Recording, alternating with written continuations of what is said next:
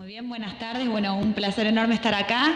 Y bueno, así como ayer hablamos de probióticos, van a ver que esto está muy relacionado. La charla de hoy tiene que ver con la testosterona y su importancia en el origen de la celulitis y la adiposidad abdominal. ¿Por qué es importante la testosterona? Básicamente por lo que yo digo. Siempre es una hormona que hace que los hombres cuando bajan de peso bajan más rápido que las mujeres, que no tengan celulitis, porque es una hormona que tiene que ver con la energía y con la posibilidad de que todo venga mejor. Si bien la testosterona es una hormona que regula el peso, la masa muscular, el humor, la energía, la libido, lo interesante es que la principal hormona que regula la producción de colágeno, ¿sí? Es como yo siempre digo, es el albañil que le dice al cuerpo que si yo consumo colágeno y el cuerpo asume que hay una ruptura masiva de colágeno y voy a usar mi vitamina C para producir ese colágeno, ¿sí? Alguien le tiene que decir al cuerpo que haga eso. Y eso es lo que hace la testosterona, ¿sí? La testosterona repara carótida, repara estría, repara colágeno, ¿sí? De todos lados. Y es sumamente importante tener en cuenta que la baja testosterona está asociada con la insulinoresistencia. Acuérdense que la insulina en realidad es la hormona que nos ayuda a que nosotros guardemos grasa. ¿Sí? En el síndrome metabólico hay un hiperinsulinismo, por eso está relacionado con el riesgo de diabetes, la insulinoresistencia. Y los hombres, ustedes van a ver que con la edad se vuelven panzones, con piernas flaquitas, igual que la mujer en la menopausia, y esto tiene que ver con la pérdida de la testosterona. Pero otra cosa que es importante cuando uno habla de hormonas es el miedo con las hormonas y los tumores. Y la realidad es que los tumores se producen por dominancia estrogénica. Si nosotros tuviésemos una relación con hormonas por los tumores, el cáncer de mama y de próstata serían a los 20 años cuando un chico tiene el pico de testosterona. Y en realidad con los años el paciente aromatiza la testosterona, lo vamos a ver, y la transforma en un estrógeno por la insulina y por eso aumenta el riesgo del cáncer, ¿sí? Por la estrogenización de la testosterona. Así que si yo tengo altos niveles de testosterona con insulina baja, no tengo riesgo, ¿sí? De tener ningún problema a nivel tumoral. ¿Sí? ¿Qué pasa con el envejecimiento? En realidad lo podemos definir como el cese, ¿sí? De la testosterona. Tenemos varias hormonas. La insulina rompe tejido, ¿sí? Hormona de crecimiento, testosterona, DEA, son las que están relacionadas con el crecimiento y la reparación de tejidos. Y vamos a hablar ahora de testosterona. Y hay un tema con las mujeres, ¿sí? Uno relaciona la testosterona con el hombre y la realidad es que es el sustrato más importante tanto en hombres como mujeres. Lo que sí es importante cuando hablamos de testosterona es que no queremos un efecto anabolizante, es que queremos que la mujer tenga la testosterona que tiene que tener. ¿Sí? Si el hombre tiene que tener 8 miligramos de testosterona, la mujer tiene que tener 0,2, pero tiene que llegar ese 0,2, ¿sí? De una testosterona biodisponible. Entonces, ¿qué es lo que pasa cuando hay deficiencia de testosterona? La fatiga, el insomnio, depresión, libido. Uno generalmente dice, doy calcio. ¿Por qué el calcio asumimos que va a ir al hueso? El calcio va a ir a la mama, va a producir microcalcificaciones mamarias, va a ir a la carótida. Digamos, el GPS del calcio es la testosterona. La testosterona estimula el músculo y el músculo es estimula a su vez el hueso. Y dentro de lo que tiene que ver específicamente con estética, ¿sí? Vemos que tanto el aumento de la grasa abdominal, la celulitis, la pérdida de tono en los brazos, ¿sí? Y muchas de las cosas que pasan, que van apareciendo con la famosa envejecimiento, tiene que ver con el envejecimiento por pérdida de la testosterona, ¿sí? Especialmente ver disfunción del endotelio, porque es disfunción de colágeno, y la dificultad también en el aumento del HDL y la anemia. Acá vemos piel seca, delgada, la pobre elasticidad, tiene que ver con eso. Obviamente tanto en hombres y en mujeres, ¿sí? Pero en la mujer se hace, ¿sí? Importante porque no le damos la relevancia que tiene, ¿sí? Si vamos a ver lo que es la fisiopatogenia, ¿sí? De lo que tiene que ver con la celulitis, en la celulitis existe, ¿sí? Un edema, y ustedes recuerden una cosa, la insulina estimula la hormona antidiurética y una mujer retiene líquido y genera edema por el exceso de insulina y la baja testosterona está asociado con el hiperinsulinismo, ¿sí? La baja testosterona, además, al aumentar la insulina, hace que la testosterona se transforme en un estrógeno, ¿sí? Y el hiperestrogenismo, que también se ve en la celulitis, tiene relación con eso, ¿sí? La insulina, que aumenta con la testosterona baja, aumenta el cortisol, lo vamos a ver, y los corticoides, lo mismo que los antibióticos, matan la flora intestinal. Así que yo puedo dar probióticos como hablábamos ayer, pero le voy a tener que dar eternamente probióticos si la paciente sigue, ¿sí? Produciendo la fisiopatogenia que hizo que tenga una flora intestinal alterada. Y la hiperplasia e hipertrofia adipositaria es que el adipocito crece, aumenta, y lo que lo hace crecer y aumentar es la insulina. Cuando nosotros comemos azúcar, cuando comemos hidratos de carbono, guardamos ese azúcar en forma de triglicéridos y ahí engorda el adipocito, y para que el azúcar se transforme en grasa necesita de la presencia de insulina, ¿sí? Así que dentro de la fisiopatología, ¿sí?, en realidad testosterona juega un rol fundamental. ¿Qué factores disminuyen la testosterona? ¿Sí? Primero y principal, el tipo de entrenamiento. Digamos, todo el mundo sale a correr y el running hace que baje todo, ¿sí? El músculo, la grasa, todo. Porque el exceso de entrenamiento aeróbico produce un déficit de testosterona y puede llegar a producir lo que se llama un síndrome de sobreentrenamiento. Por eso hay tanto auge del CrossFit, del HIIT, ¿sí?, el entrenamiento intervalado de alta intensidad, porque es preferible hacer altos estímulos intervalados con descansos que salir siempre a correr o a caminar, ¿sí? Por otro lado, el exceso de consumo light. Lo light tiene dos cosas. Es bajo en grasas y la testosterona es una hormona esteroidea, así que se va a producir a partir de los ésteres de colesterol, ¿sí? Así que yo necesito consumir grasa, y la grasa jamás en el cuerpo se transforma en grasa. La grasa se transforma en testosterona, en vitamina D y en neuronas, ¿sí? La grasa que tenemos acumulada en el cuerpo es exceso de hidrato de carbono que vía insulina se guardó en forma de grasa, ¿sí? Por otro lado, también los productos light tienen otra cosa, que tienen edulcorantes, y los edulcorantes no aumentan la glucemia, pero aumentan la insulina 8 veces más que el azúcar. Por eso todo lo light en realidad nos termina engordando, ¿sí?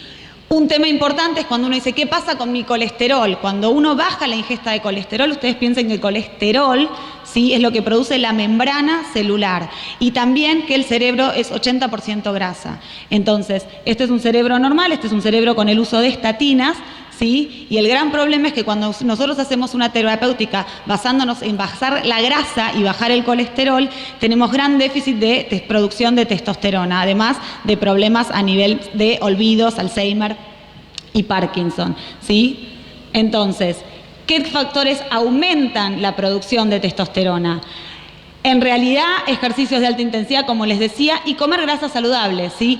Palta, aceite de coco, ¿sí? Podemos hacer un huevo frito, pero si lo freímos con aceite de coco, es un aceite que no se oxida, al estar ya saturado, y eso deja de ser una grasa, ¿sí?, oxidada. Acuerden que el colesterol malo es el colesterol oxidado, ¿sí? Entonces, tenemos que tener un alto nivel, ¿sí?, de HDL, que es el colesterol bueno. El nivel de LDL importa por su calidad, no tanto por su cantidad, y el colesterol verdaderamente malo son los triglicéridos, ¿sí?, que se producen a partir de los hidratos de carbono.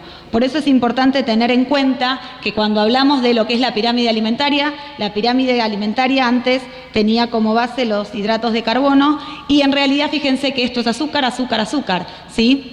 Como yo siempre digo, el oso al final del verano come fruta, ¿sí?, pero que genera un hígado graso para hibernar durante 6 meses, y en el verano come pescado. Entonces siempre el azúcar, sea de la fruta, sea una calabaza, es azúcar, ¿sí?, distinto a la palta, ¿sí?, los frutos secos, que son grasas. La nueva pirámide de alimentación tiene las verduras verdes, las carnes, las frutas y los cereales, ¿sí? Y esto es sumamente importante porque durante todos estos días se habló mucho de la alimentación, y si la alimentación se pasó por alto, o pensamos que una alimentación saludable es sacar las grasas de la alimentación, consumir cosas light, en realidad nunca vamos a tener un rendimiento óptimo de cualquier tratamiento estético, ¿sí?, que estemos haciendo.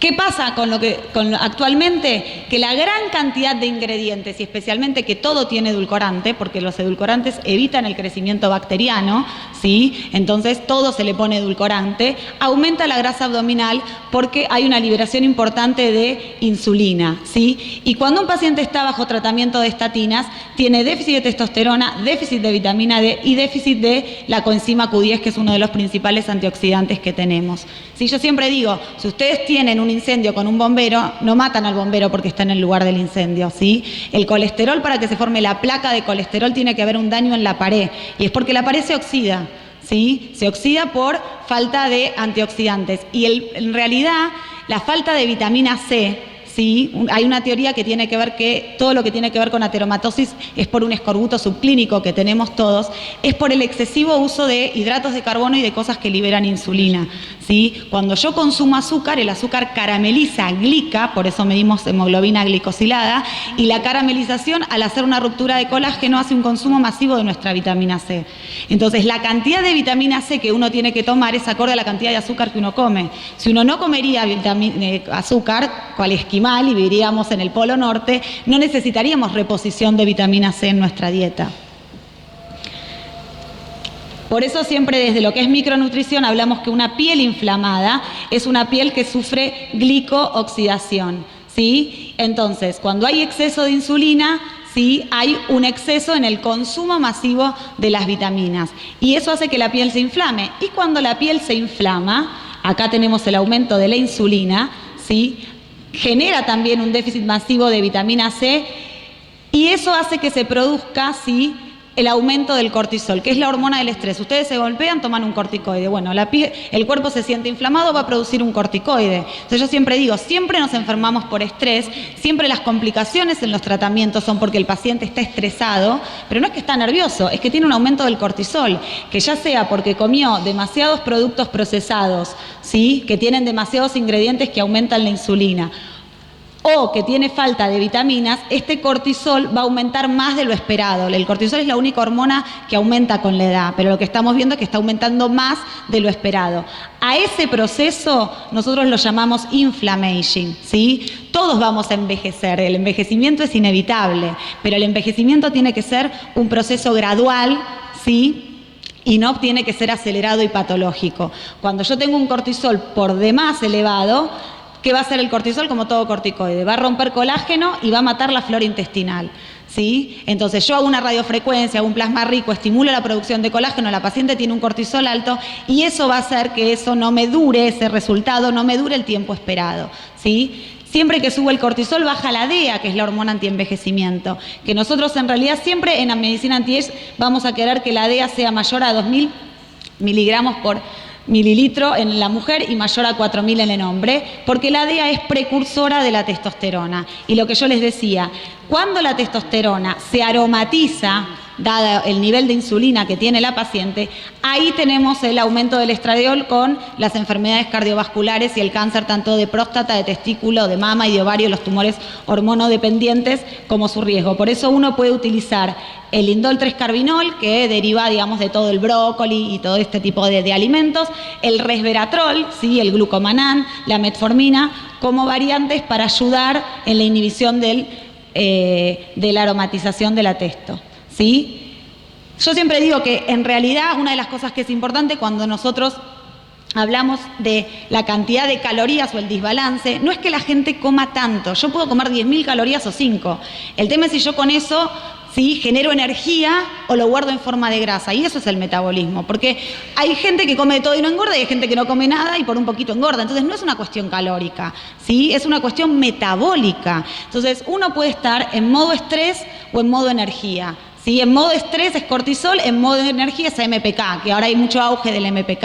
El MPK es una enzima, no se puede comer una enzima, es como comer felicidad, ¿sí? El MPK es la enzima que actúa y que aumentando el número de mitocondrias que nosotros tenemos. Sea que comamos azúcar, proteínas, grasas, la mitocondria va a transformar eso en energía, ¿sí? Pero la mitocondria, cuando la insulina es mayor a 2, cuando la vitamina C, LCP, galanocatequinas están en descenso, o mejor dicho, porque esto está en descenso, está aumentado el cortisol, entonces también inhibe MPK, o la testosterona es baja, ¿sí?, no está activada, entonces lo que yo como se transforma en grasa.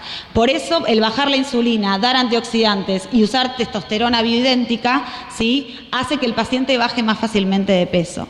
Y una de las cosas que es fundamental cuando nosotros hablamos, ¿sí?, del tema de la MPK, es que la MPK va a aumentar mitocondrias. Y así como hablábamos de una pirámide mitocondrial, una pirámide alimentaria, hay una pirámide mitocondrial y la mitocondria en su base se alimenta de la coenzima Q10, el alfa-lipoico, el resveratrol y el PQQ. El PQQ se encuentra naturalmente en el corazón, ¿sí?, en el nato, que es la soja fermentada. Y de hecho, fíjense que el único órgano que no tiene cáncer es el corazón, ¿sí? En realidad todos los tumores se originan por una falta de oxígeno. La célula respira a través de la membrana celular y la membrana celular es colesterol. Cuando ese colesterol se muere porque no lo como o porque consumo grasas trans que son rígidas, la célula lo que hace es quedarse sin oxígeno y al morirse la mitocondria nos quedamos con una célula que lo único que hace es glucólisis fermentativa, que es lo que hace la célula cancerígena, por eso se creó el PET. Cuando ustedes hacen un PET lo que inyectan sí es glucosa radioactiva. Por eso, los beneficios del aumento de la testosterona tienen que ver con el libido, con la energía, con la masa muscular, con la producción de colágeno, básicamente, ¿sí? Existe el chip de testosterona, ¿sí? Básicamente el Rehab chip y los pellets de testosterona, y podríamos hablar en realidad de un Rehab pill o Rehab cream, son nombres de fantasía que les puse, pero ustedes pueden, ya sea por la vía oral, ¿sí? Consumir nutrientes, ¿sí? Que tienen que ver con la estimulación en la producción de testosterona, que como vimos previamente estarían en la cascada, o usar cremas con testosterona, ¿sí? Las hormonas pueden ser sintéticas o bioidénticas. La diferencia es que las hormonas sintéticas se unen al receptor, ¿sí? Y no se separan de ese receptor. La bioidéntica se une y se desune igual que la que tenemos naturalmente. Por eso cuando hablo de testosterona no es hablar de un anabólico tipo el estano que hace una persona en un gimnasio, sino una hormona, ¿sí? Natural y que no tiene ningún riesgo, ¿sí? Así que bueno, muchísimas gracias por la atención. Los invito a todos al curso que vamos a dar la semana que viene sobre nutrición y un placer.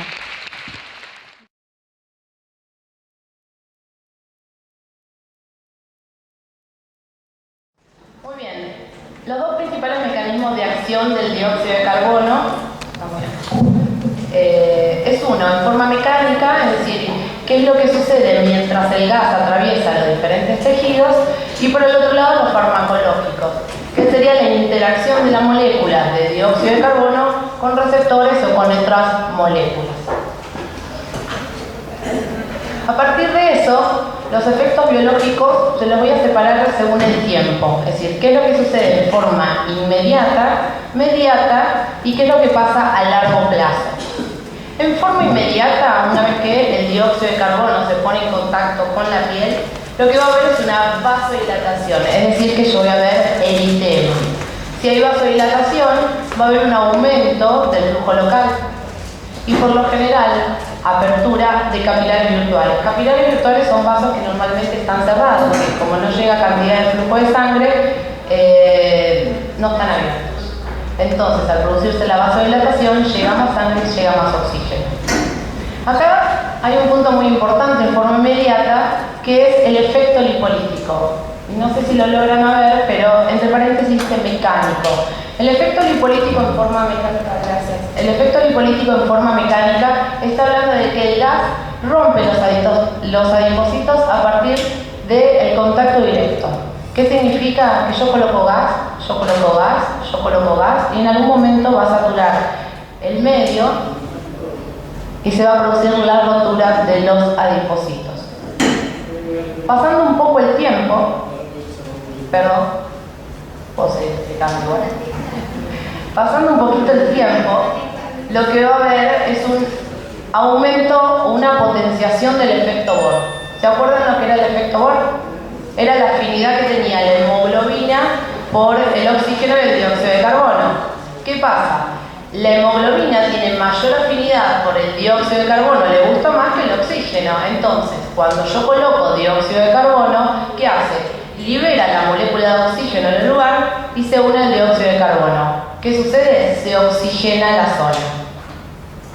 También lo que va a haber es un efecto lipolítico, ya lo van a ver, pero entre paréntesis dice efecto químico.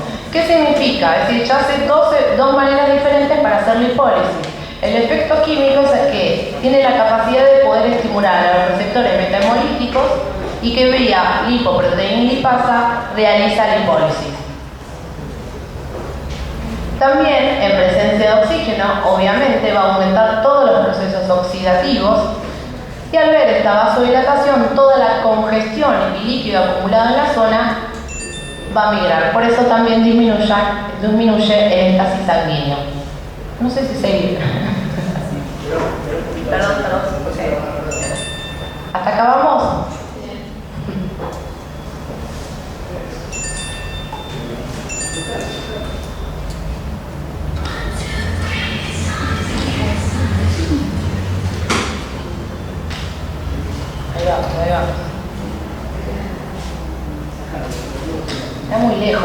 pantalla, lo cual no veo, quiero confesar. Me miro acá abajo. Dice la joven en otra gestión.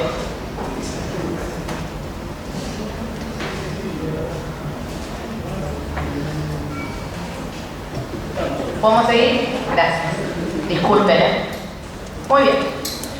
¿Qué pasa a largo plazo? A largo plazo produce neoformación de vasos, síntesis de colágeno y reordenamiento del colágeno preformado. ¿Bien? Ahora vamos a hablar un poquito de los planos de aplicación. Existen 3 planos de aplicación del CO2. Superficial, intermedio y profundo. Y esta, entre comillas, es una forma de poder transmitirles. Cuando hablo de un plano superficial, hablo de un plano intradérmico, donde el proceso que más se potencia es la vasodilatación. Luego tenemos un plano intermedio, donde es entre la dermis y el subcutáneo, que la presencia de gas entre la dermis y el subcutáneo, al pasar tan rápido, lo que hace es producir un cizallamiento. Ese cizallamiento es una lesión provocada y lo que va a generar es estimular la cicatrización a los fibroblastos y a la producción de colágeno. Y por último, el plano profundo, que es a nivel del subcutáneo, se potencia el efecto lipolítico. ¿Qué quiero decir con esto?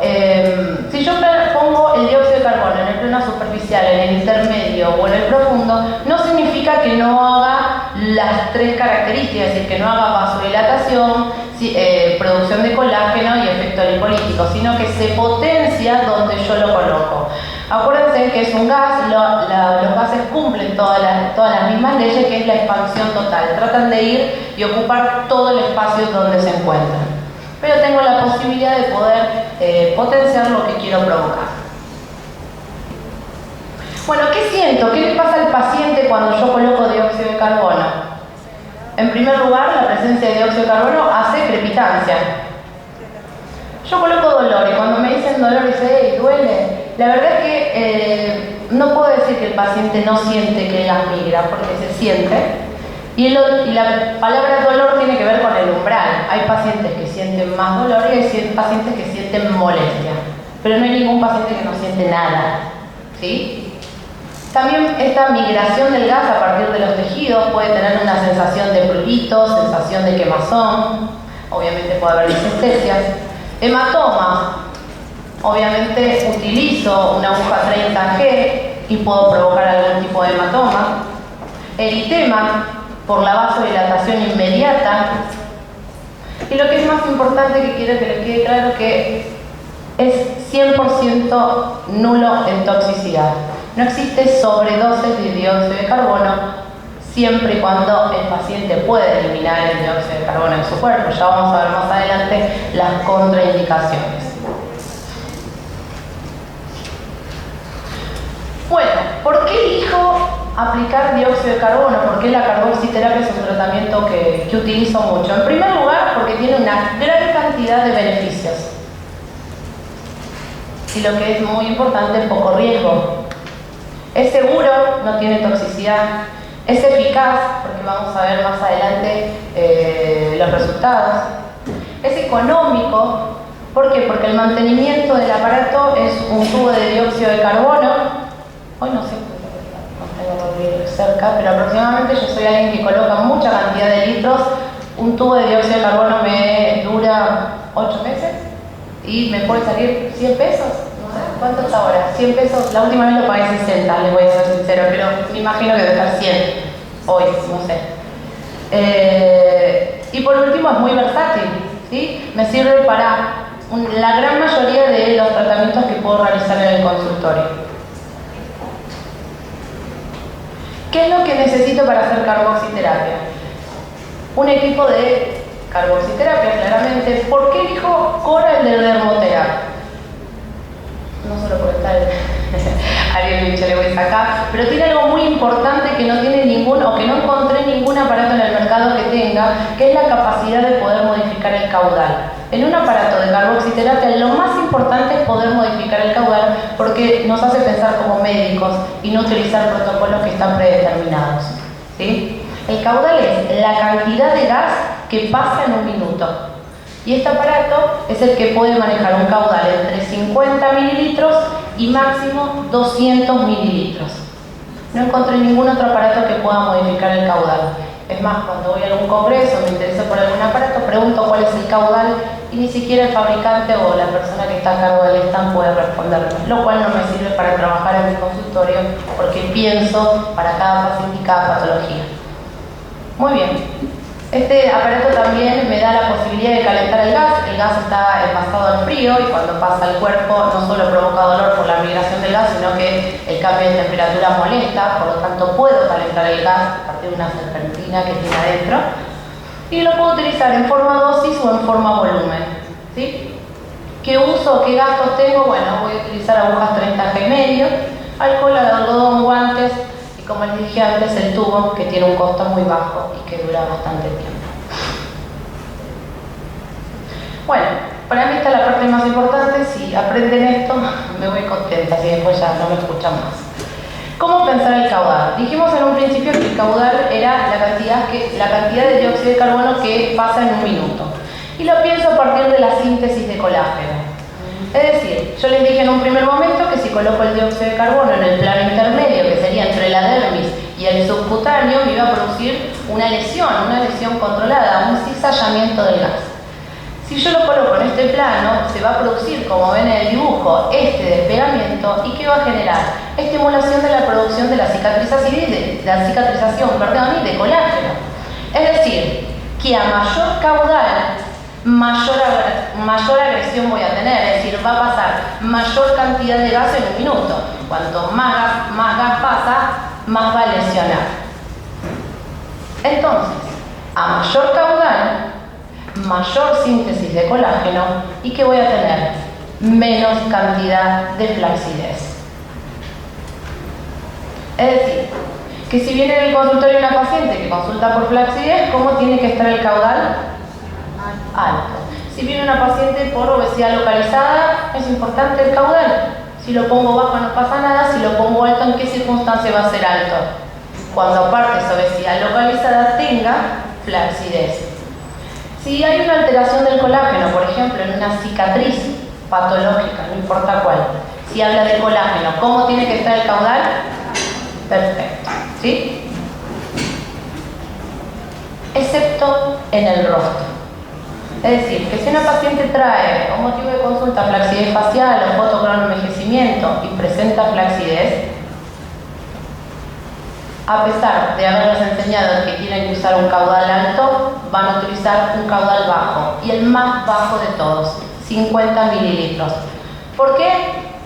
Por el simple hecho de este.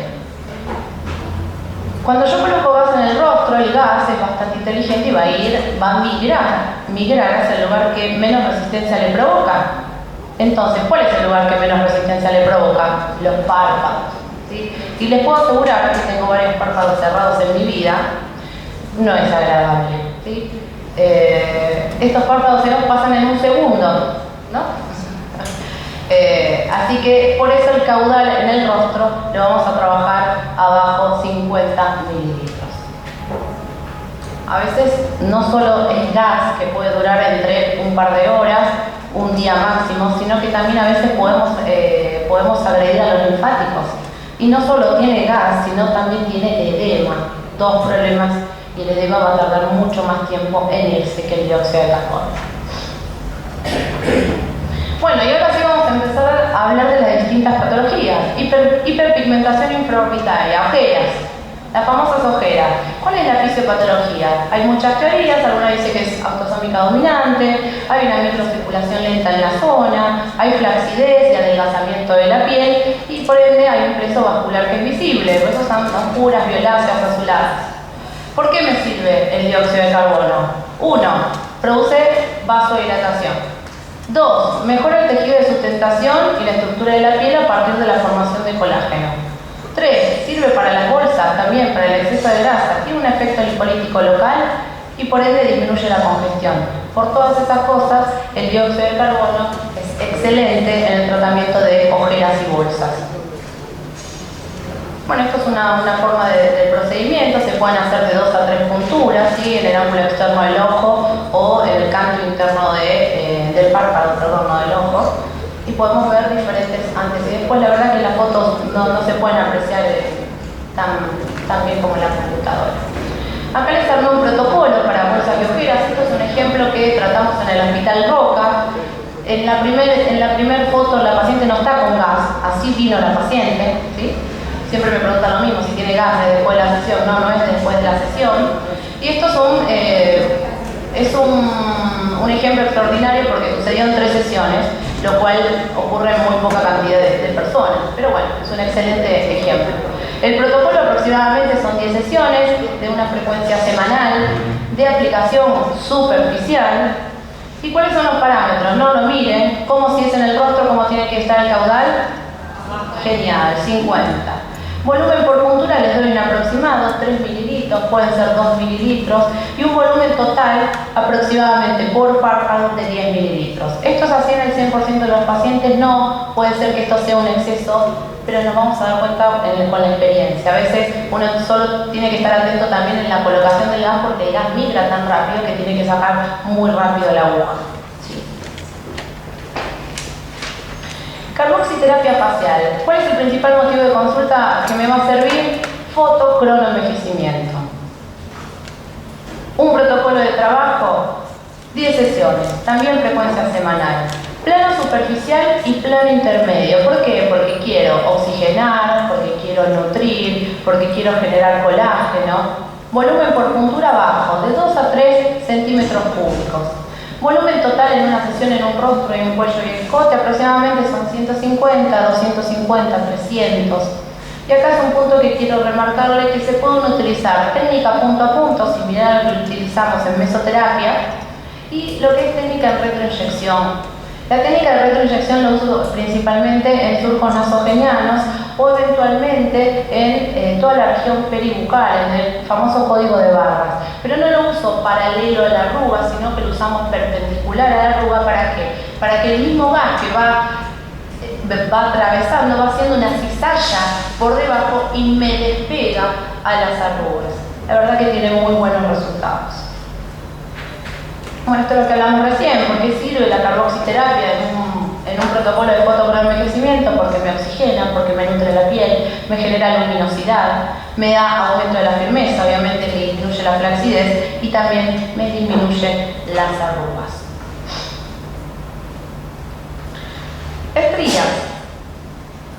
¿Por qué me sirve dióxido de carbono en las estrías? Bueno, produce síntesis de colágeno y reordenamiento de colágeno existente. Acuérdense que la estría es una cicatriz que está alterada, ¿sí? Donde una de sus fases le falta, son atróficas, le falta tejido.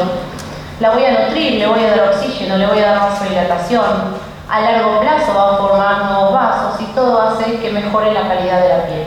¿Va a desaparecer la estría? Claramente no, las estrías son cicatrices, pero las podemos mejorar en la gran mayoría. Acá les quiero mostrar un videito, a ver si, no sé si se va a ver ahí.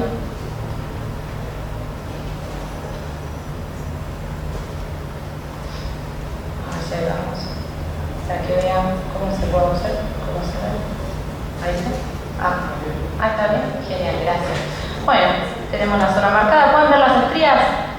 Yo lo que quiero que vean es cómo se va llenando de gas. Fíjense cómo las estrías, en la pantalla no se ve correcto, pero se ve en mi pantalla el eritema inmediato. Fíjense cómo migra, como a partir de colocar un lugar, el gas atraviesa las estrías por debajo de la piel. Es divertido hacer estrías, que lo sepan, no se puede pasar horas haciendo esto. A la paciente no le duele esto, no es doloroso. La estría es una cicatriz, hay fibrosis. Fíjense en el eritema, no sé si lo empiezan a notar, que hay inmediatamente.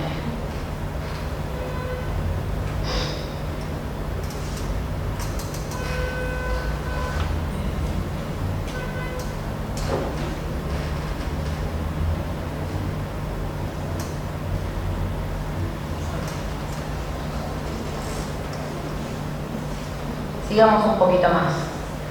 Protocolos. Sesiones número 10, frecuencia semanal. Acá tiene en cuenta la aplicación, hay una angulación diferente entre 30 y 45 grados. ¿Cómo tiene que ser el flujo en una cicatriz? ¿Cómo? Alto. ¿Por qué? Porque lo que está atorado forma parte del colágeno, entonces el caudal tiene que estar alto. Muy bien. Y volumen por puntura le puse aproximadamente entre 5 y 10 mililitros. Ahora es una chica, es un ejemplo, una nena de 8 años que tiene esas estrías secundarias a un síndrome nefrótico. Hicimos un ateneo porque no atendemos niños en el hospital. Es un caso que estamos tratando ahora. Pero bueno, solamente puedo mostrarle esa fotito para que vea que es una niña, 8 años tiene.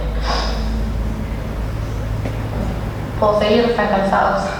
Adiposidad localizada. Al principio les conté que había dos maneras de producir lipólisis. Una en forma directa, ¿sí? Por la compresión directa del gas, y la segunda a partir de la activación de los receptores, aumentando el AMP cíclico y produciendo lipólisis. ¿Cuál es la técnica? Muy similar a la técnica que utilizamos en fosfatidilcolina. Voy a hacer un plano profundo, aguja plena, plano subcutáneo. Cantidad de sesiones, 10 sesiones aproximadamente.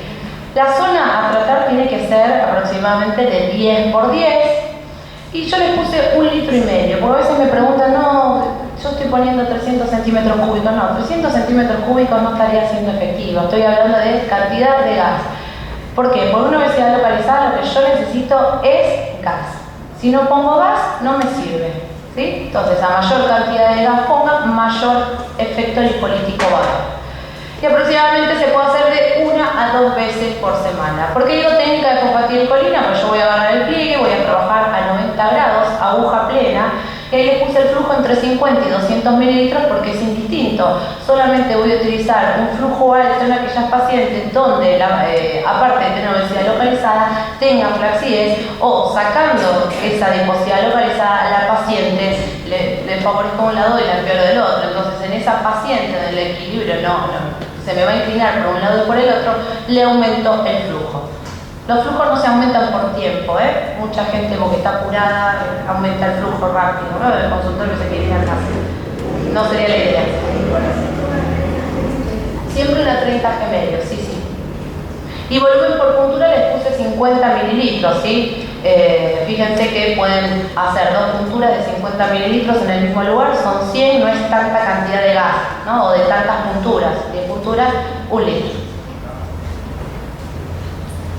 La misma técnica de obesidad localizada tenemos empapada, ¿no? Acuérdense que empapada sí, el rostro, como tiene que ser el caudal va a ser bajo, son 5 o 6 punturas y la principal diferencia, la técnica es exactamente igual, pero voy a colocar media aguja, no voy a trabajar con la aguja plena, voy a trabajar a media aguja, de 4 o 5 punturas aproximadamente. Hidrocarboxiterapia sería, para que puedan entender, es la asociación de solución fisiológica y luego la aplicación de dióxido de carbono. ¿Por qué potencia el efecto lipolítico? No importa explicarles la parte química, sino que tienen que entender es este protón que está aumentado de tamaño. Si hay muchos protones en la zona, ¿qué pasa con el pH? Disminuye, y si disminuye también es un estímulo a los receptores. Entonces la lipólisis se potencia por 3 cosas: efecto mecánico, efecto químico y además disminuyo el pH local. Esto es a manera de ejemplo. La verdad es que me gustaría que se puedan leer las diferencias ecográficas, el antes y el después, y el signo tiene un valor muy grande. Estamos hablando de casi 1 centímetro y pico de disminución del tejido adiposo, pero mire que cuando realmente se disminuye poco, pero es tejido adiposo, cómo cambian las circunferencias. Esta paciente hizo una reducción de 2,23 centímetros, 5 centímetros de cintura, 5 centímetros a nivel del ombligo y 3 centímetros a nivel de los flancos.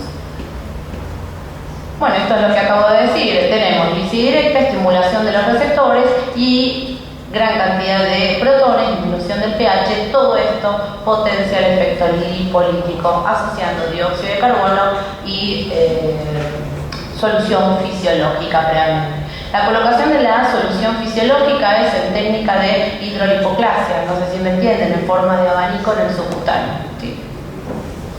Esto a manera de otro ejemplo, una reducción de 4 centímetros de cintura, 3 a nivel del perímetro del ombligo y 4 centímetros a nivel de los flancos.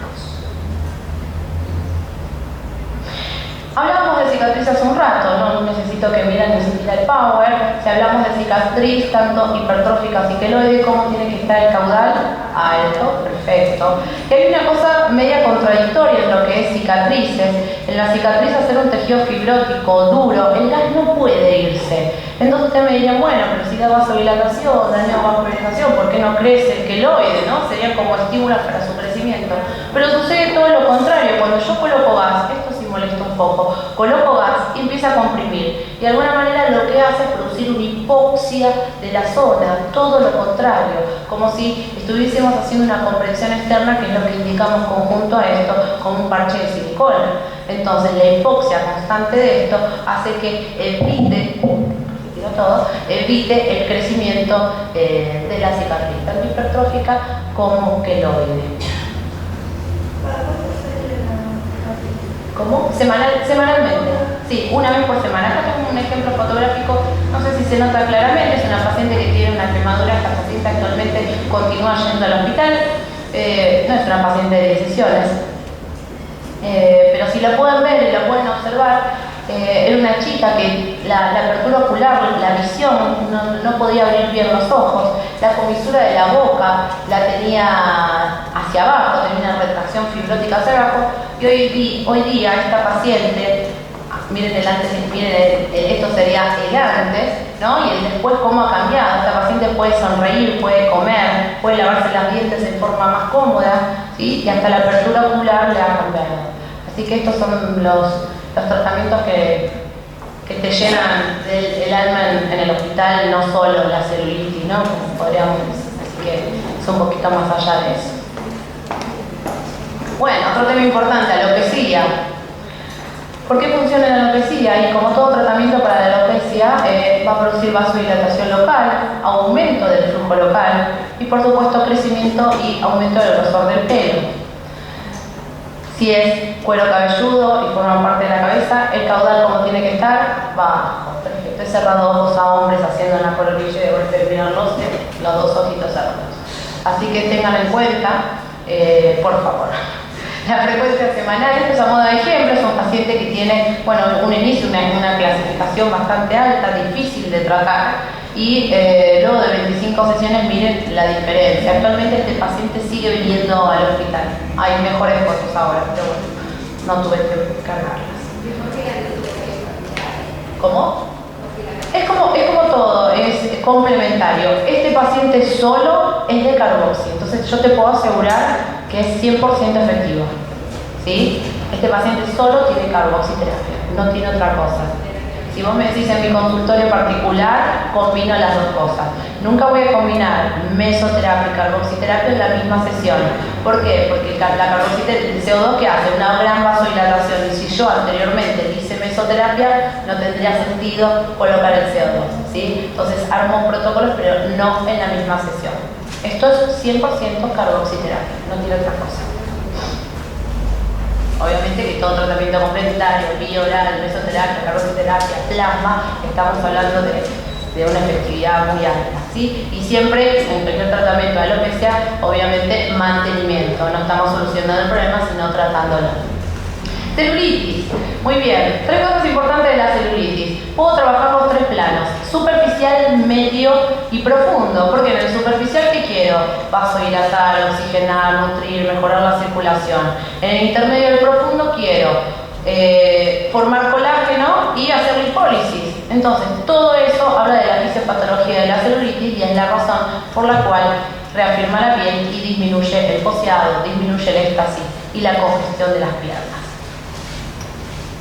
A modo de protocolo, aproximadamente 10 sesiones, 1 a 2 veces por semana. Puedo trabajar en los 3 planos: superficial, intermedio y profundo, tanto en la misma puntura como en determinadas zonas. Por ahí, si en la región trocanteria tengo masa adiposa localizada, voy a trabajar el plano más profundo. Si tengo en la cara interna de las piernas, y bueno, hay más flacidez, voy a trabajar el plano más intermedio, o puedo trabajar los 3 planos en la misma puntura sacando la aguja.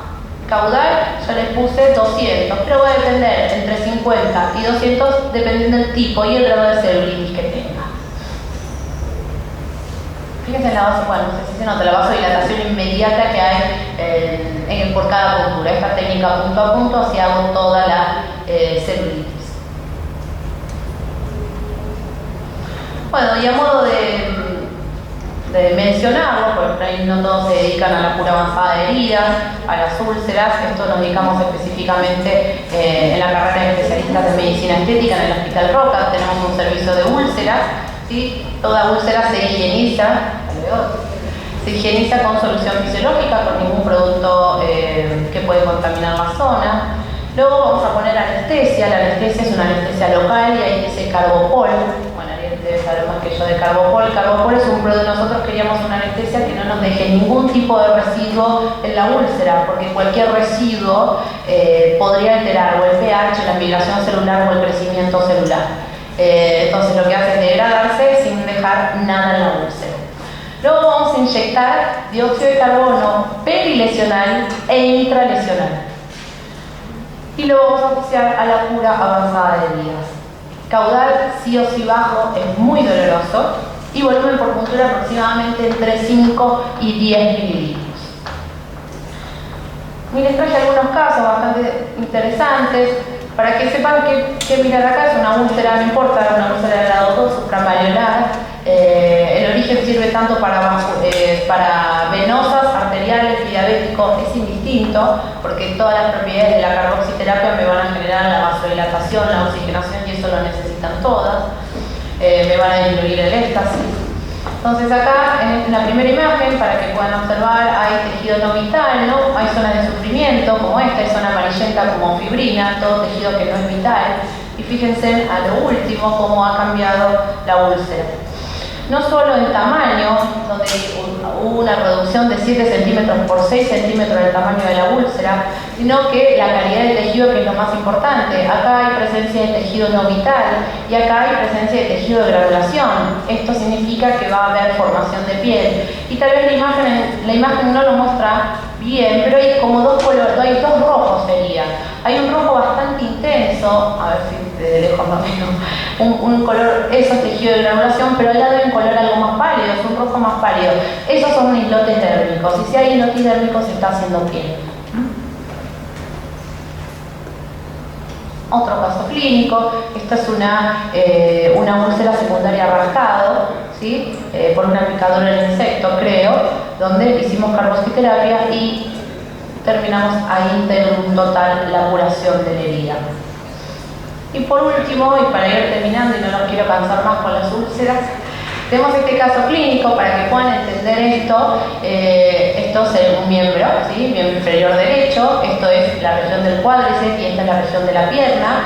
Esta es la zona dadora de piel de la pierna, es una persona que ha tenido un accidente en vías del tren. Y lo que quiero que observen es no solo el tamaño, cómo se achicó la herida, sino que acá se ve claramente todo el tejido de granulación. Y a la derecha tenemos esta piel, estos se llaman islotes dérmicos, se ve claramente a diferencia de la imagen anterior, y cómo disminuyó la cicatrización. Lo que llegamos a la conclusión que la asociación de CO2 con la cura avanzada de heridas en el servicio es que nos acortan los tiempos de cicatrización en cada paciente.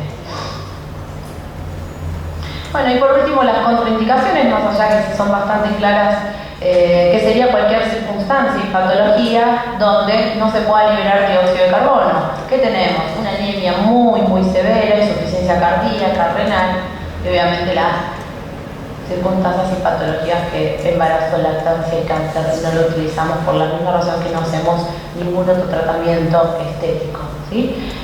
No porque podría interferir de alguna manera. Eso es todo por hoy, espero no habernos cansado mucho, así que muchísimas gracias.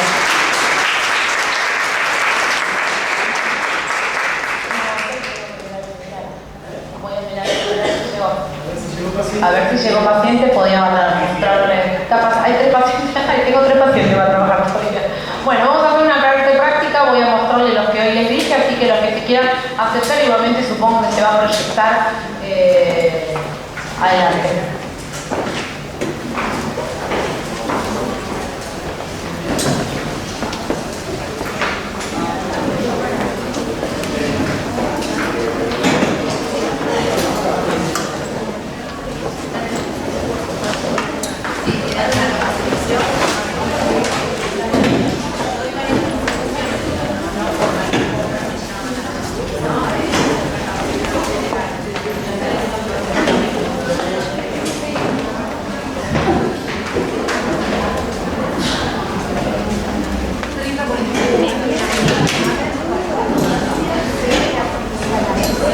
Hemos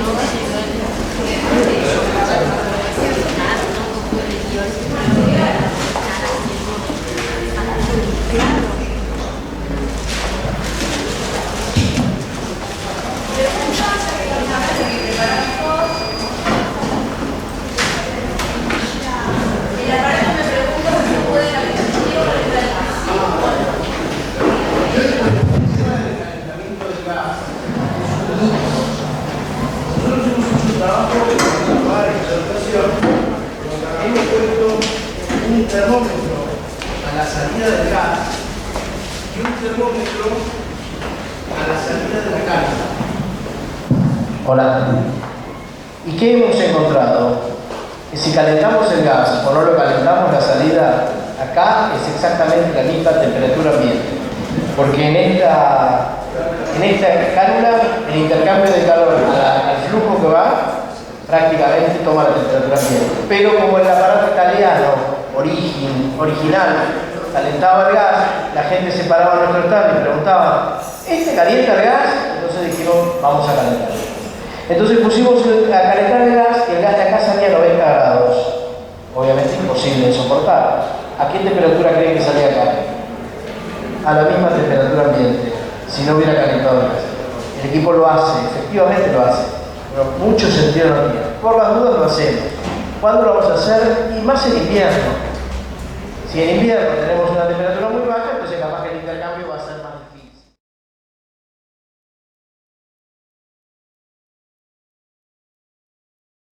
Yo voy a presentar un poquito de aplicación de hilos de polidoxanón en corporal.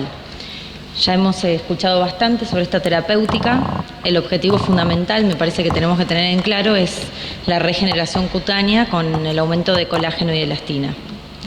La polidoxanón es un material de sutura muy noble, es reabsorbible, biocompatible, no antigénico, no pirógeno y flexible. Y es antimicrobiano por sí mismo. Se obtiene por extrusión en frío, formando filamentos que se van a enhebrar en las agujas o cánulas que luego vamos a colocar. Se esteriliza con óxido de etileno y se degrada por acción hidrolítica enzimática, dando como metabolito dióxido de carbono y agua. Está aprobado por la FDA hace más de 30 años. En cirugía de tejidos blandos, sobre todo, se usa en oftalmología y en cirugía cardíaca pediátrica. El mecanismo de acción, apenas colocado el hilo, produce una vasoconstricción con una vasodilatación inmediata, hay neovascularización, se produce un edema y sucede el aumento de colágeno, elastina, reticulina, ácido hialurónico, hay una estimulación fibroblástica, hay mayor oxigenación del tejido y se observa una mejora de la circulación venosa y linfática, tanto micro como macro. Y también hay un aumento del metabolismo adiposo. El sitio de aplicación de estos hilos es en hipodermis, en tejido celular subcutáneo superficial. Haciendo una ecografía se puede observar la vascularización en el tejido celular subcutáneo superficial, sin hilos en la parte izquierda y con hilos en la parte derecha. Esto es un post inmediato y observamos cómo se aumenta la vascularización. Las indicaciones en corporal son varias: celulitis, adiposidad localizada, estrías, flacidez y cualquier sitio para mejorar la calidad de la piel. Las áreas a tratar, todas. Cuello, donde observamos la flacidez, la famosa papada. Los vectores de aplicación pueden ser tanto lineales como superpuestos en una o dos capas. En la zona de flacidez de brazos, en general los vectores que convergen hacia la axila. Celulitis y adiposidad localizada abdominal. También los vectores, hay múltiples maneras de ponerlos. Parte superior de rodillas y muslos, celulitis, adiposidad localizada. La zona de flacidez de aductores, la zona glútea. Luego también esta filmina la puse porque me parece interesante el recorrido de la safena para mejorar el edema y la circulación. Cuando uno empieza a utilizar esta terapéutica, le entregan esto y no entiende nada. Entonces me pareció interesante ponerlo porque hay varios hilos de distintos tamaños y de distintas longitudes de hilo. Y también para aplicaciones facial y corporal. En líneas generales, los hilos cortos se utilizan para facial y los más largos y gruesos para corporal. La nomenclatura, acá es un ejemplo, 31G30, 31G quiere decir el calibre de la aguja y 30 milímetros es la longitud del hilo. En corporal utilizamos los 25G90 y los 27G60.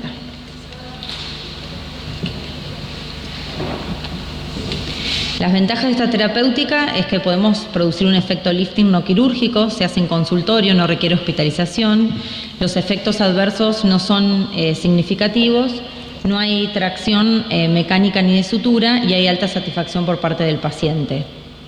El efecto lifting en general se logra, es inmediato y aplicando sobre todo hilos superficiales.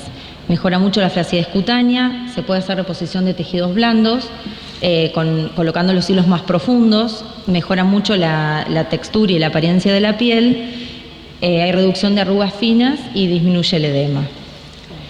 El efecto es aproximadamente de 1 a 2 años, pero el resultado es dosis dependiente. Es interesante tener en cuenta que si uno cuenta con poca cantidad de hilos, elegir un área determinada sí podemos tener un buen efecto terapéutico, si no fracasará la técnica y la terapéutica. Y los intervalos lo podemos hacer un tratamiento escalonado, empezar por una determinada área con una determinada cantidad de hilos y a las 2 semanas citar al paciente para evaluar y luego ver de qué manera podemos seguir aplicando los hilos. Se reabsorbe el hilo por sí mismo a los 6 u 8 meses. La técnica, seleccionamos al paciente, tomamos fotografías, marcamos el área, la asepsia con clorhexidina y alcohol, se aplican los hilos en una zona determinada y 12 a 15 como mínimo. Y ahí puse tratamiento escalonado porque me parece que es la clave de esta terapéutica también. Acá esta paciente es una señora que tiene aplicados 20 hilos monofilamentos en 2 etapas separados de 1 mes. Esta es otra paciente, tiene 20 hilos monofilamentos separado de 3 meses esta paciente. Esta tiene 20 hilos monofilamentos también y este caso lo puse porque me pareció muy interesante. Tiene 3 hilos monofilamentos en cada sector glúteo de depresión glútea y también tiene un poquito de hialurónico diluido, pero fue un efecto que la verdad para mí fue inesperado, o sea que eso también es algo para explorar. Es una terapéutica que se puede combinar con todas las otras. Esto es un protocolo estandarizado para combinar con otras terapéuticas. ¿Cuál sería el tiempo que uno debe dejar pasar? El plasma 1 semana antes o después, toxina 2 semanas antes o después, rellenos 2 o 3 semanas después, peeling 1 día, láser 1 mes o después, radiofrecuencia 15 días antes o después y mesoterapia antes o después. Esto es un protocolo que saqué de alguien que, digamos, en un congreso en el Mónaco, en el último que se dictó este año. La verdad que en consultorio uno hace distintas combinaciones. Así que eso se los dejo también a criterio de cada uno. La luz LED como regenerador de colágeno y efecto antiinflamatorio. Los efectos adversos en general suceden en hematomas. El dolor es algo que frecuentemente sucede, sobre todo en el sector de parte superior de rodillas y silla de montar. Pacientes que hacen mucha actividad física lo refieren, uno le dice que esté 1 semana tranquila, pero algunas hacen caso, otras no, y la verdad que refieren dolor, pero nada inaguantable, o sea, lo perfecto. Y inflamación también puede suceder, y las contraindicaciones, infecciones, tanto locales como sistémicas, embarazo, diabetes y patologías, ya sea cardiovascular o diabetes descompensada. Se le puede indicar árnica al paciente o crema con vitamina K. La vitamina C es muy importante indicarla 1 semana antes y 3 meses posteriores, entre otras cosas porque es regeneradora de colágeno. Evitar estimulantes como café, tabaco, alcohol, chocolate. Se puede aplicar hielo en el post inmediato, no masajear la zona, es importante, ni fuentes de calor. En el caso, maquillaje liviano, en el caso de que sea facial, es preferiblemente 48 horas que no se coloque y que lo haga un médico calificado y que esté entrenado. Muchas gracias.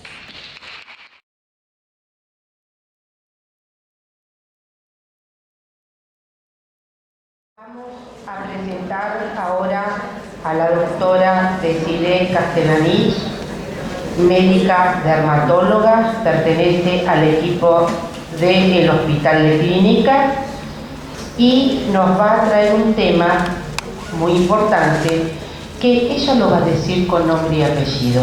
¿Cuál es su tema, doctora? Proteínas enzimáticas. Las proteínas enzimáticas son proteínas obtenidas por fermentación bacteriana. Un tema muy interesante, ¿eh? Muy interesante. La recibimos con un gran aplauso a la doctora, por favor.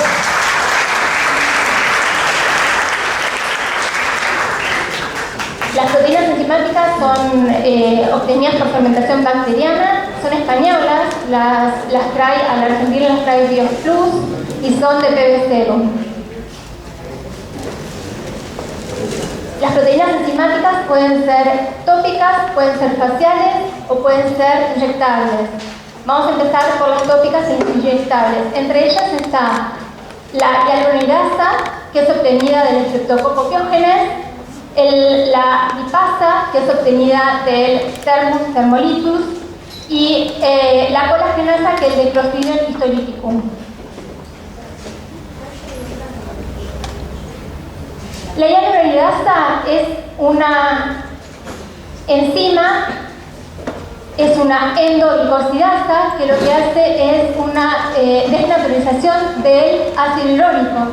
Sabemos que el ácido hialurónico, tanto en la celulitis, si damos el ejemplo de usar una hialuronidasa para la celulitis, sabemos que el ácido hialurónico en la celulitis, los glicosaminoglicanos, que el ácido hialurónico pertenece a los glicosaminoglicanos, se apelotonan alrededor del esquiste precapilar, provocando un edema. Además, sabemos que en la celulitis, dentro del tejido conectivo, hay un aumento de estos glicosaminoglicanos que provocan retención de líquido.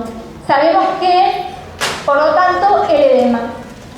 Yo le digo a la hialuronidasa la gran barredora, porque lo que hace es permitir que las otras enzimas penetren y actúan mucho mejor, tanto la lipasa como la colagenasa, además de disminuir el edema en la zona.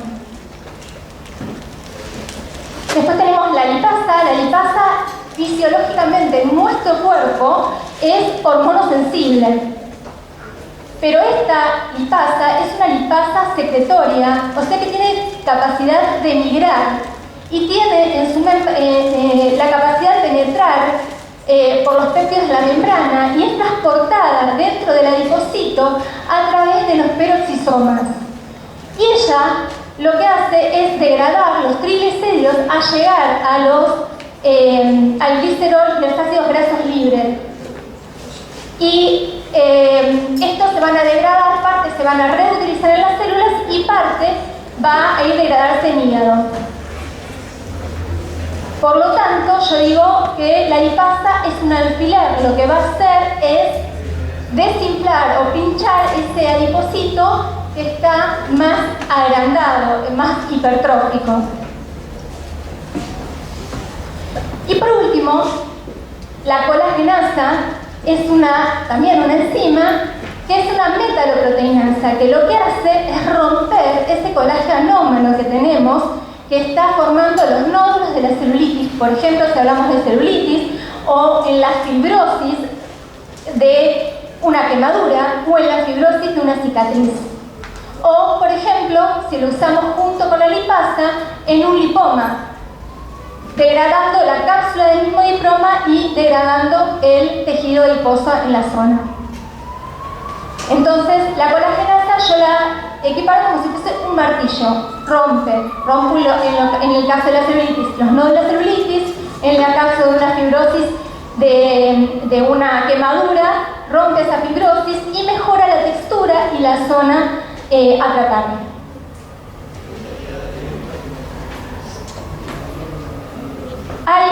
Ya desde años se habló de estas enzimas, tanto de la hialuronidasa como de la colagenasa, se utilizaban a señales en lo que es la celulitis y en estos artículos, uno es del 2000 y el otro es del 2017, traje traje dos por los años, uno más viejo y uno más joven, en el cual hablan tanto de la lineasa como de la colagenasa, y este artículo se los recomiendo. Este es un artículo donde hace una revisión sobre el tratamiento con Subcision, y es fantástico este artículo.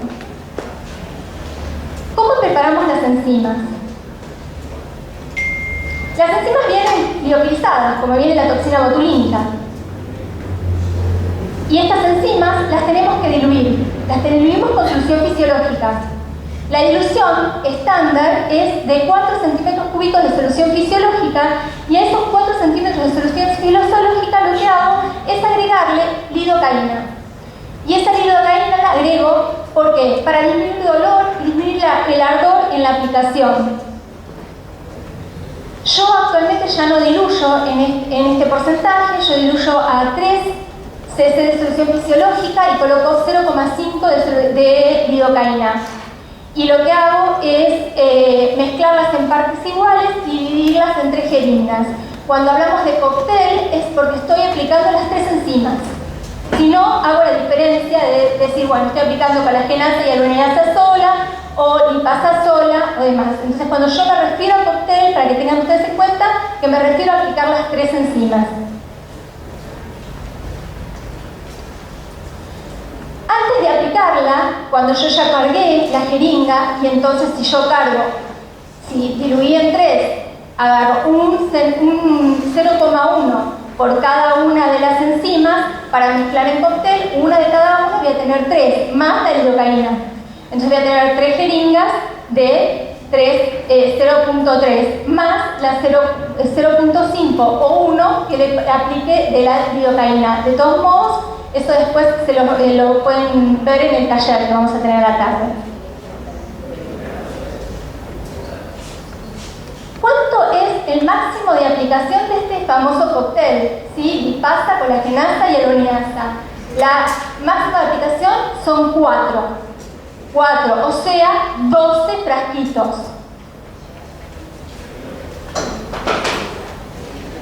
Cuando yo elijo una paciente, y qué es lo que voy a hacer, lo que lo voy a realizar, ya vamos a ver para qué se utiliza y para todo lo que lo podemos utilizar, tengo que tratar de elegir superficies chicas.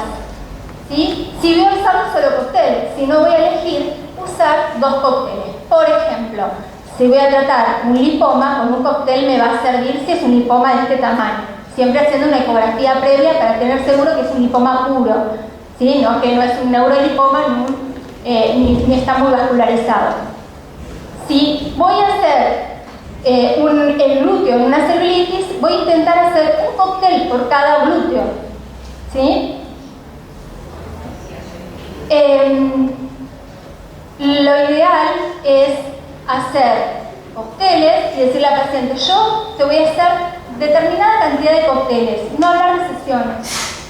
Porque eso es interesante, porque así a ustedes les permite trabajar en la primera sesión con 2 cócteles y no ir por sesión, sino por cóctel. Entonces ponen 2 cócteles, por ejemplo, en la primera sesión, después en la segunda por ahí ponen 2 cócteles y después tienen que dividir las enzimas dependiendo de lo que ustedes quieren lograr en el tratamiento que están posicionados, ya sea para una remodelación facial, para usar las palabras de la doctora, o para una celulitis, o para un lipoma. Dependiendo de esto, voy a elegir la enzima de acuerdo a la acción de esa enzima. Medidas posteriores al tratamiento. Una vez que yo apliqué la enzima, las medidas son similares a lo que es cuando realizamos una mesoterapia. Reposo 24-48 horas, no hacer ejercicio, no meterse en un sauna, no meterse en una pileta. En este caso, lo que no quiero es cortar la cadena de la inflamación, por lo tanto no le suspendo no le doy AINES. No la puedo combinar con doxiciclina porque me inhibe la colagenasa. Y si trato una papada, intento que esa paciente se vaya fajada, no del consultorio, pero que sí use una faja el mayor tiempo posible que esté en su casa. A mí me gusta ponerle una venda elástica y se la una venda elástica para la remodelación facial. O una faja en lo que es la celulitis. O abdominal, una faja abdominal, en lo que es la adiposidad localizada abdominal. ¿Y qué voy a hacer? Esa paciente, cuando uno dice que le puso lipasa y me quedan esos ácidos grasos circulando, está bueno que haga ejercicio, pero también está bueno que esos ácidos grasos no vuelvan a ser reutilizados por las células. Por lo tanto, lo que voy a tratar es que ese paciente, aparte de hacer ejercicio después de esas 48 horas que dijimos de no hacerlo, para reutilizar esos ácidos grasos, que también disminuya o que si puede no comer carbohidratos posteriores a la realización de las enzimas.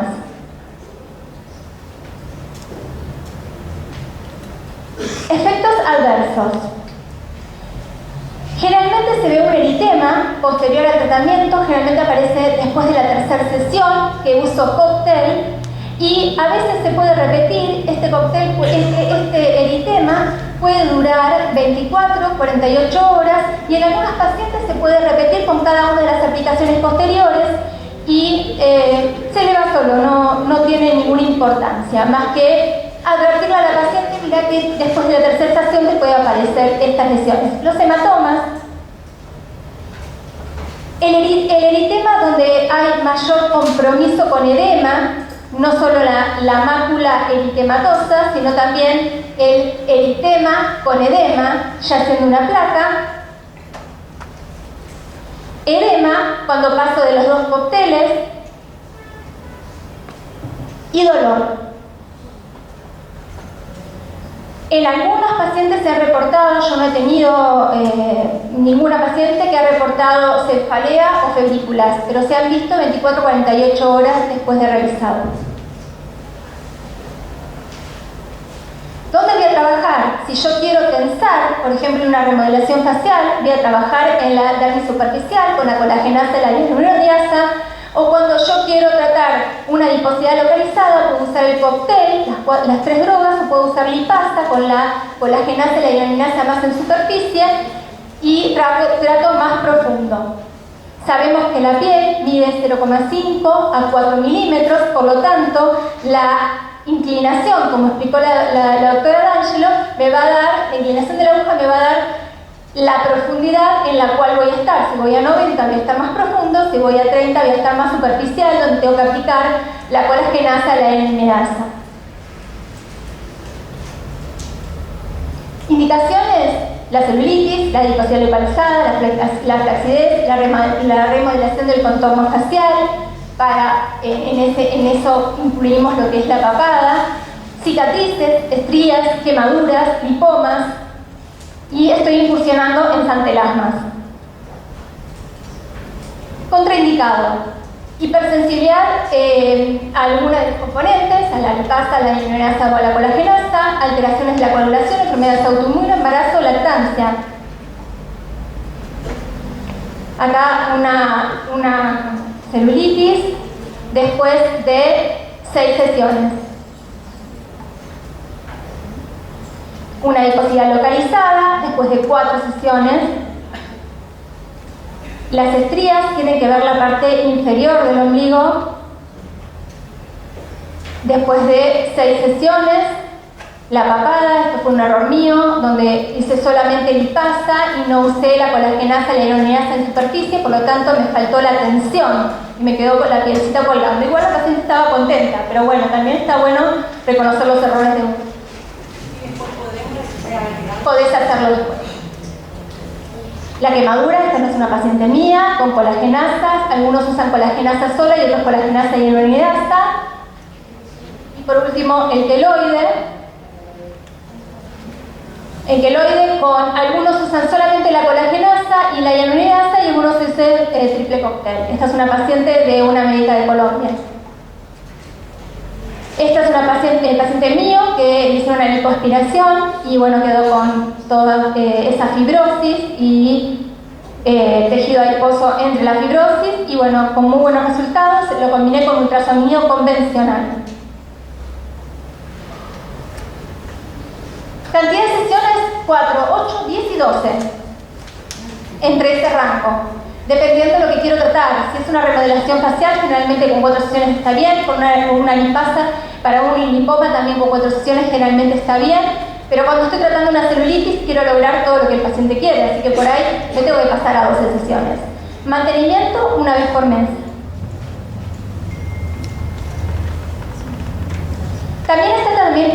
costo domiciliario o para que las usen en gabinete nuestras cosmiatras.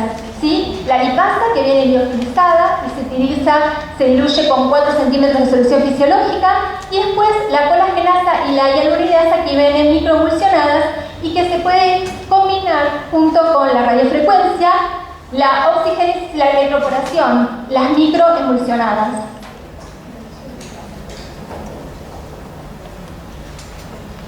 Esta paciente que le hicimos colagenasa microemulsionada y radiofrecuencia en la parte superior, del lado izquierdo es el no tratado, del lado derecho es el tratado. Ya, estoy terminando. Sí, ya, un minutito. Y por último tenemos la queratinasa, que es sacada del Bacillus licheniformes, que es una enzima proteolítica que degrada la queratina y que puede venir acompañada de ácido hialurónico o vitamina C. Sabemos que el ácido hialurónico le va a dar hidratación y luminosidad a la piel, la vitamina C es antioxidante y levemente despigmentante. Sabemos que con esto estamos haciendo un peeling superficial y podemos combinarlo con diferentes tratamientos, por ejemplo, con un dermoroller, con una microdermabrasión, perdón, muy rápido porque me dijeron. Sí, perdón. Igual, eso les iba a decir que en el taller lo vuelvo a explicar. En el taller a la tarde esta parte la vuelvo a dar, así que no se preocupen. Y la paratología, esas tres, ese final lo termino de dar en el taller, así que los invito a venir al taller a las 16:40. Pacientes con dermoroller, la queratinasa con ácido hialurónico o vitamina C y posterior oxigénesis. Lo mismo. Muchas gracias. Y perdón, me la pude. Doctora, muchísimas gracias.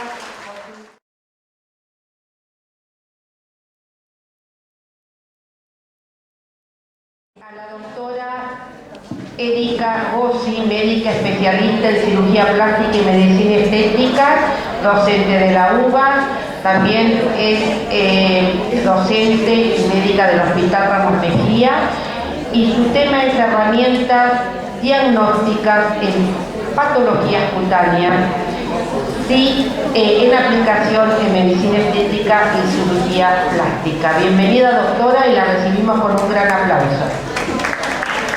Muchas gracias. Una pura aclaración. Para todos ustedes hay una modificación. La charla que venía ahora, que la doctora Lapellier, va a estar a la tarde en el aula magna hoy mismo. Y la charla que va a dar la doctora es una que va a estar el sábado. Así que bueno, esa aclaración para las que tengan el programa y no entiendan qué pasó. Buenos días. Muchas gracias. Para recibirla a la doctora. A ver, colega, atenta.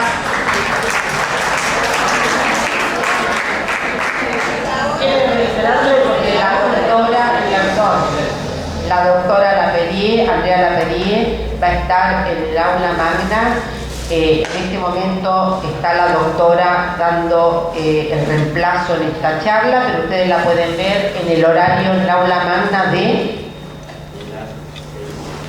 16:45, ¿sí? O sea, la pueden ver ahí con este tema que iban a tener acá. Pero es muy interesante el tema de la doctora. Yo les pido, son 15 minutos, que le escuchen y después van a tener la oportunidad de ver también a Andrea Lapellier, ¿sí? Bueno, gracias, doctora. Retomando, buenos días, muchas gracias, sobre todo a los organizadores y a la Sociedad de Clínica Estética, que nos han convocado en forma conjunta a varias especialidades. Creo que es uno de los valores que tenemos que rescatar de este congreso, de trabajar complementariamente y en función de los pacientes que pueden ser nuestra propia familia, nuestros propios amigos o nosotros mismos. Así que con ese leitmotiv que nos convoca a todos, empezamos a abordar el tema de las herramientas diagnósticas en patología cutánea y la aplicación tanto en medicina estética y cirugía plástica. De por sí, la guía de recomendaciones consensuadas de la Sociedad Argentina de Dermatología describe las pautas enfatizando el enfoque multidisciplinario y promueve la unión de fuerzas y objetivos entre las diferentes especialidades médicas involucradas. por lo cual vamos a tomar un tema de patología de interés continua, que son los tumores cutáneos. Dentro de nuestras actividades médicas y en cosmiatría o en dermatología o en cirugía plástica, ¿no se escucha? ¿No se escucha? ¿Sí? Ah, bueno, gracias. Tenemos diferentes presentaciones clínicas de las enfermedades de la piel, ya sean inmunológicas, autoinmunes, autoinflamatorias o bien cancerígenas. Es fácil cuando nosotros tenemos, o es más fácil, digamos, cuando nosotros tenemos un paciente con una tumoración exofítica, vegetante, proliferativa, en una piel café con leche, pensar en patologías de libro, ¿sí? Como es el von Recklinghausen. Pero se nos empieza a complicar cuando estas lesiones tumorales aparecen sobre lesiones previas maculosas o en zonas de exposición facial o donde hay un componente estético que nos compromete a tener un resultado más preciso. Y más aún cuando están en las edades tempranas de la vida y estas patologías son malignas y comprometen lesiones, las lesiones comprometen tanto las regiones cutáneas como las mucosas. Por lo cual, hasta el momento nosotros dentro de nuestra metodología diagnóstica hacemos la evaluación clínica, ¿sí? Para luego pensar en un estudio anatomopatológico que nos pueda aportar o colaborar en la conducta terapéutica o bien quirúrgica posterior de acuerdo a ese informe anatomopatológico. Por lo cual es imprescindible tener una buena elección de la zona biopsia que sea representativa, la buena localización, el espesor de la zona a tomar, la técnica. Y el protocolo básico es justamente dentro de la clínica hacer el historial previo del paciente, con presentación, su localización, la incidencia de esta patología, la expresión, evolución, factores relacionados. La etiología es plantearnos un abanico de diagnósticos diferenciales. Y hasta el momento teníamos, además de la posibilidad de la anatomía patológica, barajar la inmunohistoquímica para poder aproximar nuestro diagnóstico. Pero es de aquí que en las lesiones melanocíticas el diagnóstico histológico está basado tanto en criterios arquitecturales como citológicos. Si ustedes estuvieron presentes en una de las primeras charlas, se habló justamente de las estructuras, tanto anatómicas como, en este momento estamos abordando las histológicas, que hacen al compromiso de la lesión en las patologías cutáneas, que sobre todo tienen el desarrollo en una zona facial o de exposición. Entonces, dentro de los patrones arquitecturales, evaluaremos si es la lesión simétrica o asimétrica, si tiene sus límites difusos, y luego, cuando vamos a la anatomía patológica, a ver si esas atipías tienen una distribución homogénea o heterogénea, y eso va a depender del momento de la toma, si fue una buena muestra representativa. ¿Y qué me desató a poderles presentar esta situación? Cuando un paciente de mediana edad que se ha presentado a la consulta con una tumoración en el centro de una secuela cicatrizal, los patrones estructurales están justamente indefinidos. Tenemos para la redundancia, una desestructuración de la anatomía y de nuestra forma de pensar al momento de poder hacer el diagnóstico de las patologías básicas. Por lo cual, no es lo mismo la presentación de una lesión papulosa en el centro de una zona cicatrizal, por más que tenga muchos años después del trauma facial y haya tenido una intervención quirúrgica. Entonces, en este paciente, particularmente, lo único que teníamos era, hacer la toma biopsia de esa zona central para poder mandar a anatomía patológica y tener una evaluación de cómo seguir manejándonos. Por supuesto, vale aclarar que ese protocolo para anatomía patológica debe conllevar cada uno de los elementos, la descripción de la lesión, la cronología, la periodicidad, la sintomatología, los factores precipitantes y, sobre todo, a nosotros a nivel quirúrgico, evitar las fallas técnicas en el momento intervencionista, porque todo eso va a afectar el resultado de ese informe.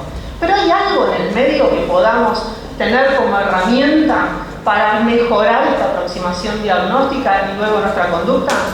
Bueno, con este paciente no nos quedaba otra cosa que pensar en una biopsia excisional, en una lesión pigmentada, con un diagnóstico clínico impreciso y en este caso no, pero si sospechamos un melanoma.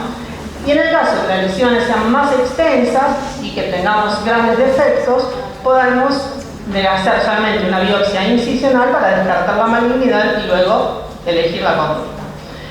Pero en este caso nos vino el resultado con un CBC superficial, macromicrolobulado, con infiltración dermopidérmica con un patrón de crecimiento difuso infiltrativo sobre las fibrosis térmicas cicatrizales. No es fácil tomar una decisión y bueno, realmente por más que uno busca las líneas de expresión, ocultar las cicatrices, buscar la mecánica tanto de los músculos como de la gesticulación, sobre la estructura ósea, todos sus componentes hacen que tengamos que tener nuestras limitaciones al momento del resultado en una zona que es convexa y expuesta continuamente. Por lo cual, con el resultado de la exéresis completa de la lesión, nos confirmó el diagnóstico anterior. Pero yo les traigo hoy la propuesta de incluir la dermatoscopía dentro de nuestra actividad, ¿sí? Ya que no está solamente inserta en la dermatología, sino que se abre el campo de estudio a todo el seguimiento, el monitoreo de los pacientes, tanto en los postquirúrgicos como en los de tratamiento con inmunosupresores. Por lo cual, les cuento, para aquellos que no practiquen la dermatoscopía, que es la visualización de la dermis o la unión termoepidérmica con una lente amplificada, con transiluminación, con filtros de luz polarizada que puede ser con o sin contacto o con o sin líquidos de interfase. Y entonces una pequeña lesión, como vemos, menor a 1 centímetro, podemos tener un espectro muy distinto, tanto de los colores, de su estructura, de la ulceración que está presentando, y nos da un planteo absolutamente diferente. Básicamente, claro, no vamos a poder explicar todo lo que es la dermatoscopía hoy, porque conlleva no solamente más de un año de aprendizaje de lo teórico, sino una curva de aprendizaje de experiencia continua, que se basa en una morfología de las lesiones cutáneas, ya sean pigmentarias o vasculares, y dentro de esto buscan el patrón estructural de acuerdo al cromóforo, que puede ser la melanina, hemoglobina, según su profundidad, la localización, el grado de oxidación o si tienen o trombosis, que lo vamos a ver de diferente coloración, y por otro lado el patrón de la morfología vascular, que es más útil todavía en las lesiones hipopigmentadas, ya que si nosotros tenemos una lesión melanocítica con una red estructural, con un pigmento de cierto patrón, vamos a tener una información diferente a que si no tenemos esta pigmentación, y la lesión lo único que nos puede brindar son la estructura de vasos. Por lo cual también vamos a analizar ese patrón arquitectural, si es monomorfo o polimorfo, que va a depender del tamaño, del volumen del tumor y de la proliferación. Y así, entre los colores y sus matices, de acuerdo a la superficie o a la profundidad que va comprometiendo, en el caso que tengamos pigmento, la melanina o la hemoglobina, de acuerdo al estrato y de acuerdo a si esto se presenta en forma de glóbulos, en forma de red, como proyecciones periféricas o lagos hemáticos, o si esa pigmentación es azul homogénea, vamos a ir pudiendo tener criterios dermatoscópicos que básicamente se listan. Hay diferentes protocolos, ¿sí? De los 3 puntos, de los 7 puntos, de los 11 puntos, es decir, diferente complejidad para poder hacer una aproximación diagnóstica.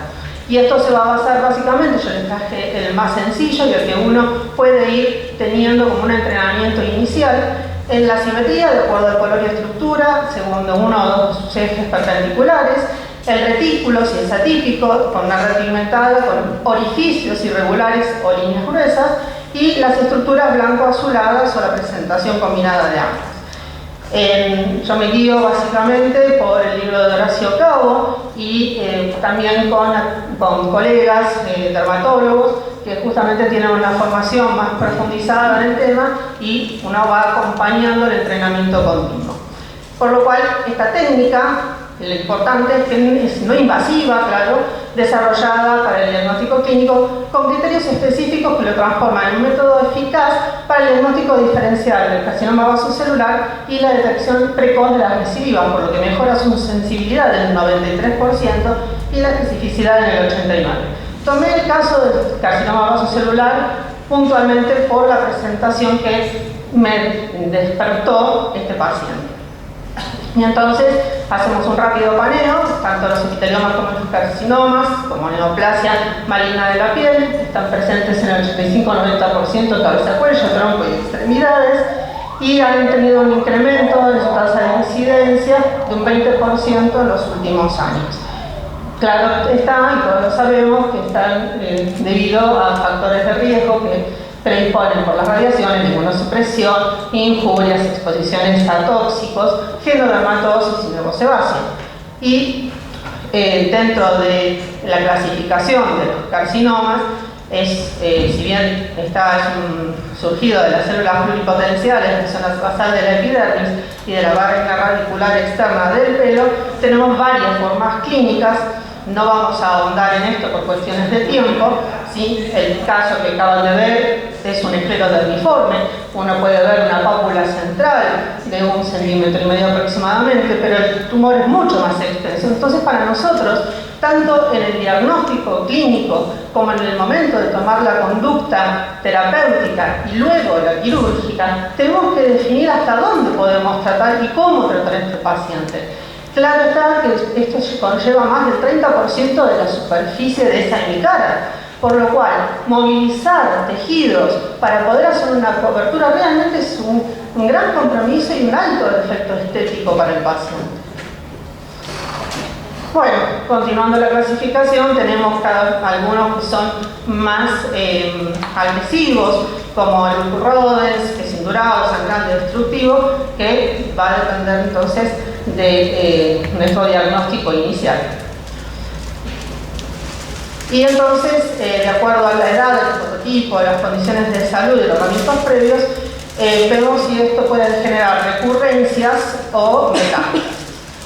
Quiere hablar si tenemos un cuadro sindrómico, ¿sí? Donde hay la mutación genética de por sí, hace que entre la interacción del epitelio con el estroma circundante tenga un compromiso sistémico.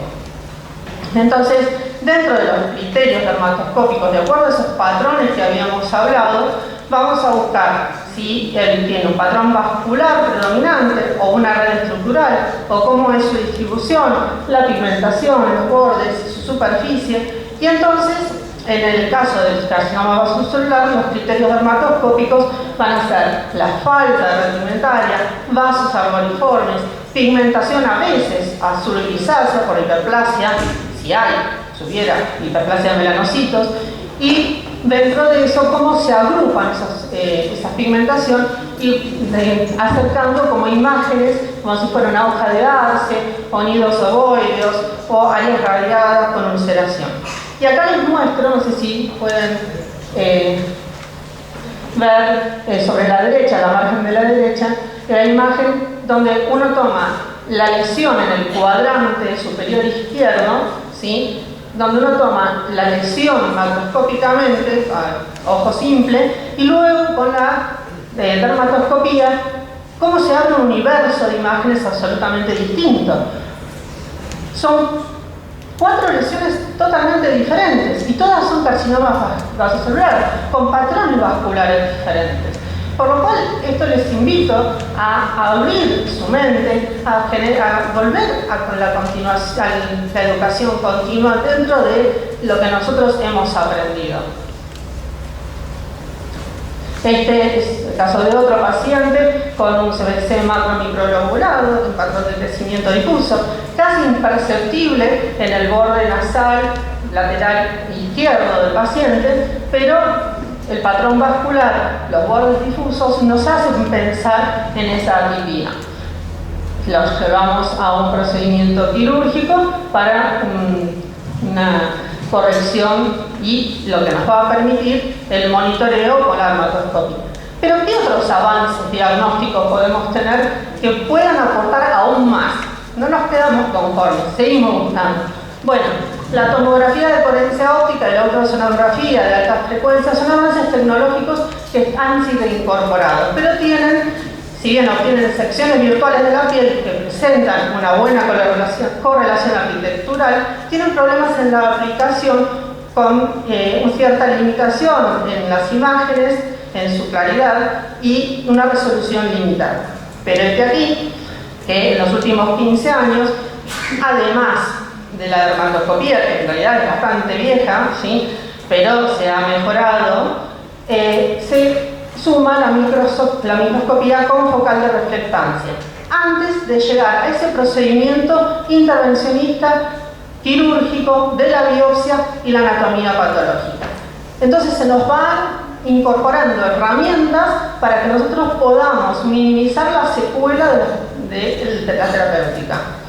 Y les cuento así rápidamente que la microscopía con focal de reflectancia ayuda a la visualización de células y estructuras de la piel de la forma no invasiva y en tiempo real. Es el diagnóstico histológico in vivo, con una resolución cercana a 10 micras, casi a lo que uno está acostumbrado, el dermatopatólogo, en la resolución histopatológica.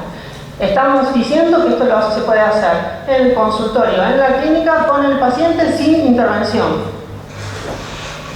Como ven, tiene sus ventajas y también tiene desventajas. Dentro de las ventajas es el desarrollo de tecnologías no invasivas, permite la monitorización y respuestas y el de los tumores a otras terapias como la fotodinámica o tratamiento con imitimod, y potencial detección de tumores residuales tras terapéuticas o biopsias con bordes comprometidos.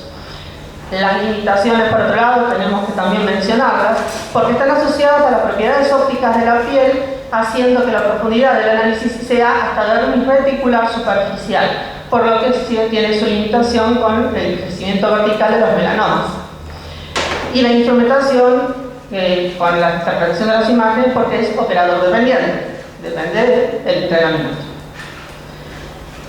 Y les traje, para que tengamos todos una noción de cómo funciona, es un sistema láser de muy baja potencia para iluminar la lesión, objeto de estudio, y de forma similar a la ecografía, con la luz en lugar del ultrasonido, detecta una luz que es reflejada por el plano microscópico que ocuparía un grosor inferior a 5 micras, permitiendo su observación, así como la visualización de morfología de las células cutáneas e incluso de los núcleos, y permite discernir la morfología de células sanas de aquella con morfología típica, incluso en una observación dinámica, ¿sí?, así como el movimiento de glóbulos rojos, de plasmocitos.